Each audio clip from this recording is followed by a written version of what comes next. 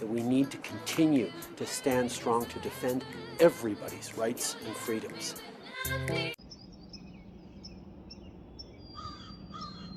Good morning, everybody.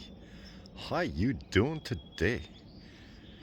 Hey, doesn't look like we'll get the sunrise that we normally get, but hey. And I don't have a topic to talk about today. But I was just down here enjoying my coffee. Listening to the birds come alive. Listening to the world waking up. Enjoying the flowers. Whoa, whoa, whoa, whoa. Okay, we're all good. So I decided I was going to make a video. What the heck? I don't have a topic. So you know what I'm going to do? I'm going to tell you a story. Not relevant to anything. It's just a story. That's it. So, I told you this before. I lived in Ottawa. I only lived there for, I think it was like 3 months, maybe 6 months at the most. I think it was like 3 months. But let me tell you the story on how I ended up living in Ottawa. At the time, I lived in a little town called Foxborough, Ontario. And for those that you need to know where it is, it's just north of Highway 401 from Belleville, Ontario. So anyway, I lived in this little town with my sister, and I worked at a really nice fine dining establishment as the host. I was young. I think I was 20, maybe 21 years old. And I had a friend of mine. Hadn't spoke to him since Saskatoon. No. Anyway, it's irrelevant. Hadn't spoke to him in a while. Found out he was living in Ottawa. So I decided to give him a call. And we were chatting and reminiscing. So we decided that he says, hey, this one day he says, hey, we're going camping on the weekend. And I said, oh man, I'm so jealous. I want to go camping too. He says, yeah, they're going to have some of the best fishing around and all this jazz. And I was like, oh man. And at the time I was really into fishing. I was so jealous. And he says, well, I tell you what, if you can be here by 8 a.m. tomorrow morning, you can come along. I said, really? He says, yep. Well, at the time, I never owned a car. So I said, well, let me think on it here. He says, all right, you do what you got to do. If you're here at 8 a.m., you come along. No problem. No questions asked. So I put all my affairs in order, called my boss, told her, hey, I need the week off. Something's come up. Told my sister, hey, I'm taking off for a week. She's like, good, goodbye. You know, family love. So I decide I'm going to hitchhike there. So I go out. Didn't bother checking the weather or anything, right? I didn't care. I'm going camping. I'm going fishing. It's going to be the greatest time ever. And I'm going to see a buddy of mine I haven't seen in a while. So I get all my stuff together. And I head out. Start hitchhiking. Well, I get up onto Highway 7. For some reason, I took back roads instead of taking the 401, which to this day, I still don't understand why I did that, but I did that.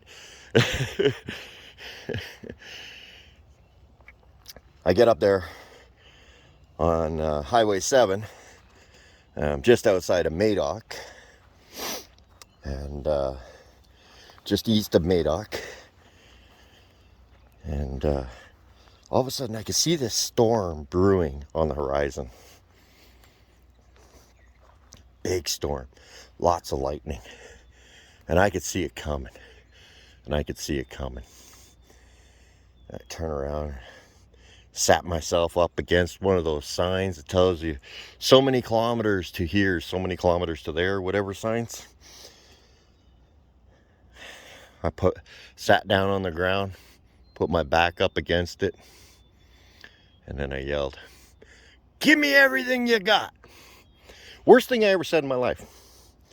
Absolute worst thing I've ever said in my entire life. To this day, I still stand by that statement. Because as fast as that came out of my mouth, the rain started to hit. Started to hit me. And it wasn't like any rain I ever felt before in my life. No, it felt like Mike Tyson was standing over me, beating me with his fists. And I was just like, oh my God, what is happening here? And it was like wham, wham, wham. I just felt like I was getting the poop knocked out of me. So I look up and I'm just seeing, I couldn't even see the other side of the road almost. So I decide, okay, tuck my head and just brunt it. It's just the beginning of the storm. It's no big deal. So I tuck my head, and all of a sudden I hear this giant crack. And I look up and I see sparks rolling across the highway. I tuck my head back down, shaking in my boots. And then all of a sudden I hear crack again. I look up. The sparks are rolling across the highway again, but they're closer. So at this point, I'm like, okay, enough of this. I'm not sitting here waiting to get hit by lightning.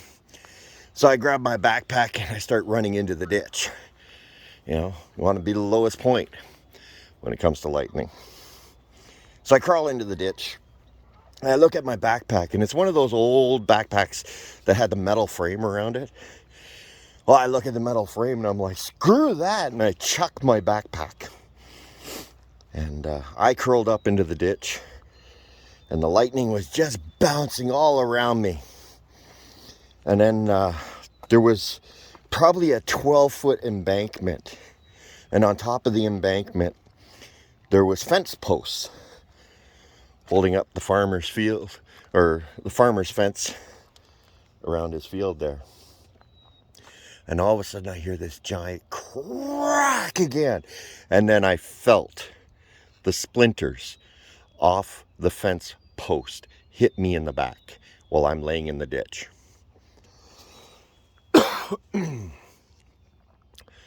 So I get up out of that spot and I'm like, oh my God, okay, I got to get out of here. I got to get out of here. So I go onto the highway. I step out onto the road and I can see a truck is coming towards me.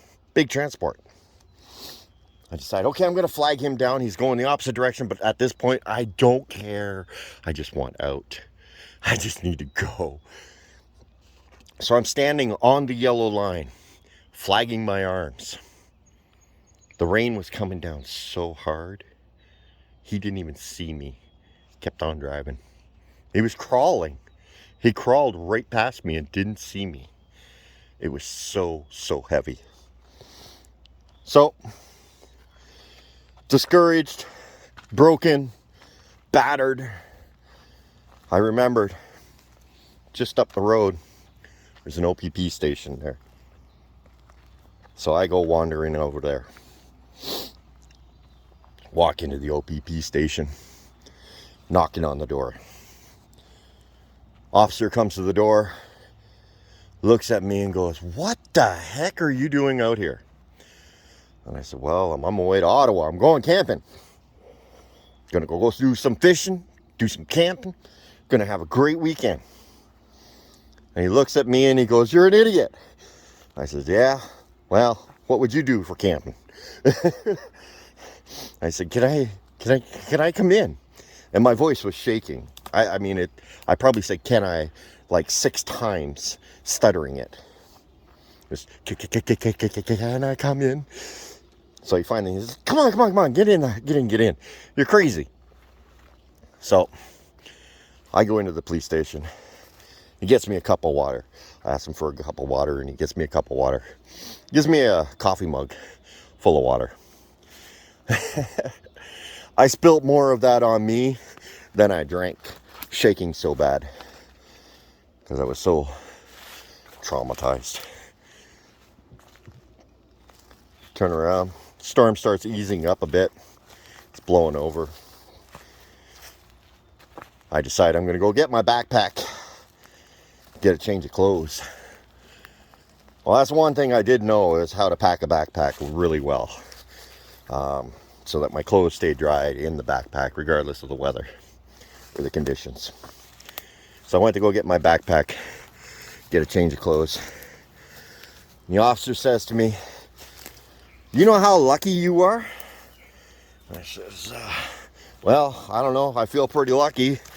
And at the same time, I feel pretty unlucky at the moment. And he says, well, let me tell you how lucky you are. Within 3 kilometers of here, 3 tornadoes touched down. And you were stuck dead center in the middle of them.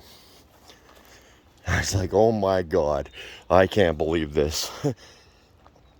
So I ended up getting back out there hitchhiking about 5 o'clock in the morning. And this guy picks me up. As soon as I got out there, comes along. Sure enough, he's heading to Ottawa. So I catch a ride with him.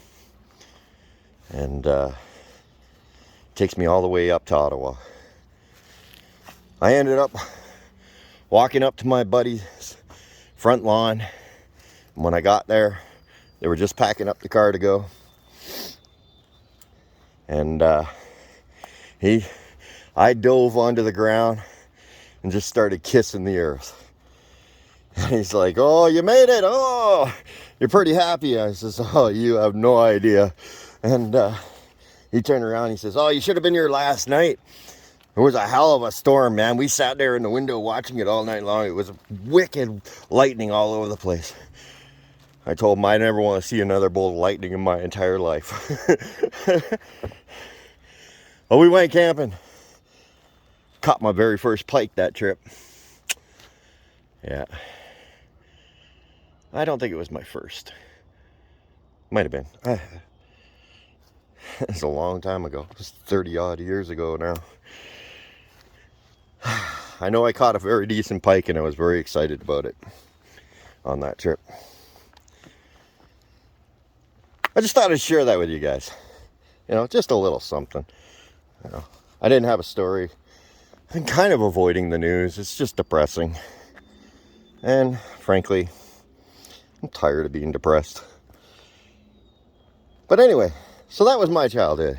Well, not childhood. I was an adult, but, you know, that was an adventure I took.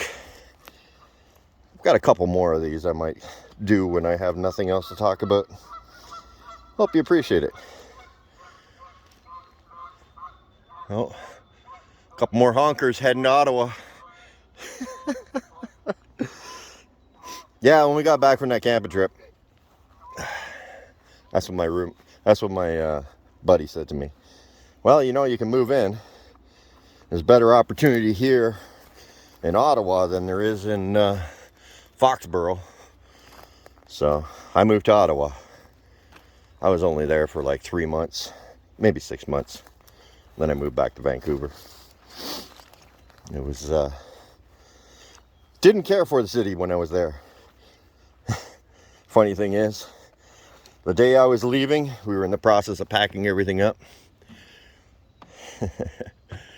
What's that called? The Chateau Laurier. They called me and said, hey, we have a position for a banquet waiter. You want it? It's yours. I was like, I'm leaving town today. I applied there like a month and a half ago. Sorry, dude. And that's when I left Ottawa. Otherwise, I would have been there at the chateau. Anyway, so, holy crap, this 15-minute video of me just babbling about nothingness. Hey, you all have a great day. And welcome to the Fringe. Hey you.